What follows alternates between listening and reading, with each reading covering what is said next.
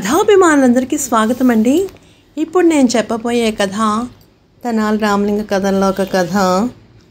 మరి కథ పేరు ఏమిటంటే అడవి చెట్లు తోట మొక్కలు. ఒకనాడు రాయలవారు ఉన్నట్టుండి అకారణంగా రాణిగారి మీద కొంచెం కూడా ప్రేమనది చూపించకుండా ఆమెని కొంచెం కూడా ఏమీ పలకరించకుండా చేస్తూ ఉంటే ఆమెకి చాలా బాధ కలిగిందన్నమాట. బాధ కలిగి ఏం చేసిందంటే, ఏమిటి ఇది, ఈయన ఎందుకు నాతో మాట్లాడలేదు, ఏం జరిగింది ఇక్కడ అని ఆమె చాలా బాధపడుతూ ఉండేదన్నమాట.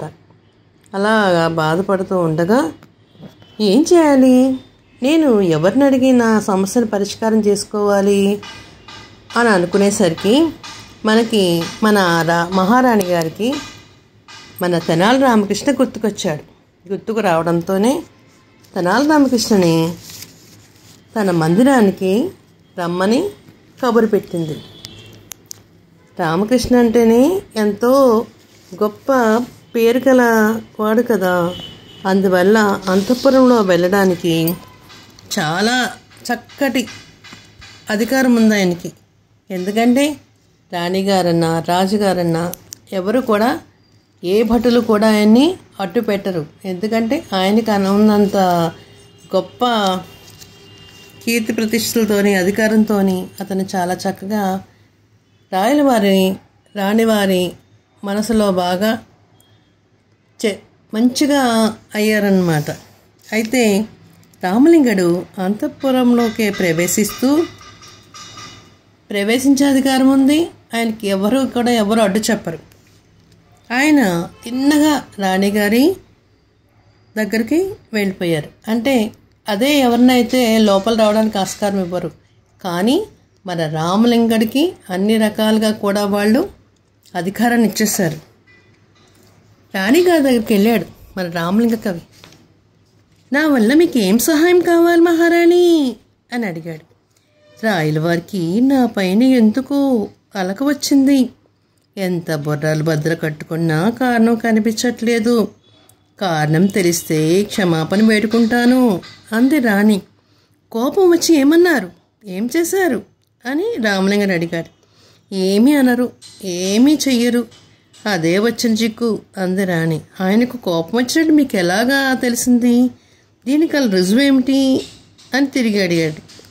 నాకు ఒంట్లో బాగోట్లేదు, వైద్యులు మందులిస్తున్నారు, నేను తాగుతున్నాను, నాకు ప్రత్యేకమైన వంటకాలు చేయడానికి ఉపచారాలు చేయడానికి 4 దాసులు ఉన్నారు.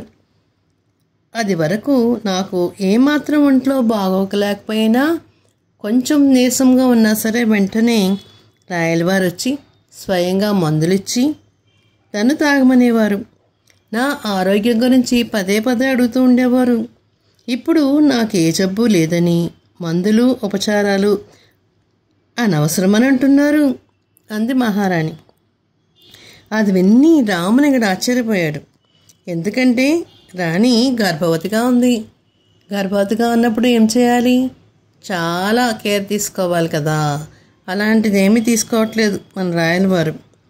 ఆమెకి ఏదైనా కోరుకుంటే కోరిక తీర్చాలి, మంచిగా ఉపచారాలు కూడా చేయాలి కదా, చాలా అవసరం కదా. మరి అప్పుడు తెనాలి రామకృష్ణ అంటున్నాడు, విచారించకండి మహారాణి, నేను ఆ రహస్యం ఏమిటో తెలుసుకుంటాను అన్నాడు రామలింగడు. ఆ సాయంకాలమే రామలింగడు రాయలవారి వెంట చక్కగా పూతోటలోకి అక్కడికి వెళ్ళారు. రామలింగడు మహారాణి ఆరోగ్యం ఎలా ఉందన్న మాట వరుసగా అడిగాడు. రామలింగడు వైపు తిరిగి చూసి, కొద్ది రోజుల తర్వాత ఒక అద్భుతం చూశాను. కనిపించే తోపులు అంటే నేను ఒక అద్భుతం చూశాను, అది నీకు చెప్తున్నాను విను. ఈ తోపులో సమీపంలో అలానే షికారుకి వెళ్తూ ఉండగా ఆ తోపులో ఓ మర్రి చెట్టు కింద ఒక బిల్లిని అనే అమ్మాయి ఉంది. ఆమె అక్కడ ఏం చేసిందో తెలుసా, నేను ఆశ్చర్యపడేలోగా ఆమె ఎంతో సులువుగా ఒక బిడ్డను ప్రసవించేసి మళ్ళీ గబగబా లేచి ఆ బిడ్డని శుభ్రంగా గుడ్డతో తుడిచి ఏమీ జరగనట్టు బుట్టలో పెట్టుకుని తన దారి తాను వెళ్ళిపోయింది. అందుకు నాకు చాలా ఆశ్చర్యం వేసింది. అంటే ఒక బిడ్డని కనడం ఇంత సులువైన పనా అని నాకు అనిపించింది అన్నారు రాయలవారు. దీన్ని బట్టి నేను ఒక గుణపాఠాన్ని నేర్చుకున్నాను. మనం ఆడవాళ్ళ గురించి అతిగా ఆదుర్దాపడి వాళ్ళకి రకరకాలుగా మందులిచ్చి లేనిపోయిన హైరాణ పడుతున్నాం. నిజానికి ఈ మందులు ఉపచారాలు అన్నీ వట్టి దండగే అన్నారు రాయలవారు. రామలింగడికి అంతా అర్థమైపోయింది. అయితే అతను ఏం చేయాలి, మనము ఒక పరిష్కారం చూపించాలి రాజావారికి అని అనుకున్నాడు. అనుకున్న తడవనే అతడు మర్నాడు ఉదయమే రాణి దర్శనం చేసుకుని ఆమెకి ఇవ్వవలసిన సలహాని ఇచ్చేశాడు. ఏంటంటే, రాణిగారు మీరు ఇట్లా చేశారనుకోండి రాజుగారికి ఏం చేయాలన్న విషయం తెలుస్తుంది అని చెప్పాడనమాట. చెప్పేసరికి ఆమె కూడా అతని సలహాన్ని పాటించడానికి సిద్ధంగా ఉంది. అతను వెళ్ళిపోగానే రాణి ఉద్యానవనంలో పాలకొని పిలిచి, ఇవాళ దివానంలోని పూల మొక్కలకి వేటికి నీరు పోయొద్దు, ఇది నా ఆజ్ఞ అని చెప్పింది. మహారాణి, మొక్కలు చచ్చిపోతాయి ఎలా అన్నాడు ఉద్యానవనంలో ఉండే పాలకుడు. చచ్చిపోని, రాయలవారు నిన్నేమైనా అడిగితే నా ఆజ్ఞ అయిందని చెప్పు, నీకేమీ శిక్ష పడకుండా కాపాడే పూచి నాది అంది రాణి. 1 వారం రోజులు గడిచిపోయాక రాయలవారు ధూమ్ధామ్ అంటూ రాణి దగ్గరకు వచ్చి, పూల మొక్కలకు నీరు పోయొద్దని అన్నావట కదా, నీ ఆజ్ఞ అయిందని చెప్పకపోతే ఈ పాటికి వాడి తల ఎగిరిపోయేది. నీ ఆజ్ఞ అన్నా కాబట్టి వాడిని ఏమీ చేయలేదు నేను. ఇలాంటి అర్థం లేని ఉత్తర్వులు ఎందుకు ఇచ్చావు అని రాణిని ప్రశ్నించారు రాయలవారు. దానికి కారణం లేకపోలేదు. కొద్ది రోజుల కిందట నేను ఒక అరణ్య ప్రాంతానికి వెళ్ళి అక్కడ అద్భుతం చూశాను. ఆ అరణ్యంలో ఎన్నో చెట్లు ఏపుగా పెరిగి పళ్ళతోని పూలతోనూ విరగబూసున్నాయి.